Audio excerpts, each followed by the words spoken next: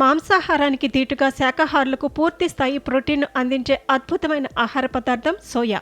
గుడ్డు, చికెన్, మటన్లతో సంబంధం లేకుండా కేవలం సోయా తీసుకోవటం ద్వారా శరీరానికి కావలసిన మాంసకృతులు పుష్కలంగా లభిస్తాయి.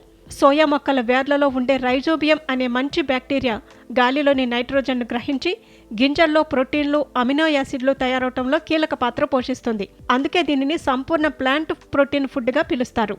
రోజు ఒక కప్పు మీల్ మేకర్ లేదా సోయా కీమా తీసుకుంటే 15 నుంచి 22 గ్రాముల ప్రోటీన్ లభిస్తుంది. పాలు, పన్నీరు పడని వాళ్లకు సోయా పాలు, టోపు అద్భుతమైన ప్రత్యామ్నాయాలు. కాలం మారుతున్న కొద్దీ సోయాలోనూ అనేక రకాల కొత్త వెరైటీలు మార్కెట్లోకి వస్తున్నాయి. మీల్ మేకర్తో పాటు soya wedges, peri peri masala పట్టించిన crunchy snack, soya pops, soya chops, noodles, wraps, chips, tempeh వంటి ఎన్నో వెరైటీలు అందుబాటులోకి వచ్చాయి. ఇవి రుచిలోనే కాక ఆరోగ్యానికి కూడా ఎంతో మేలు చేస్తాయి.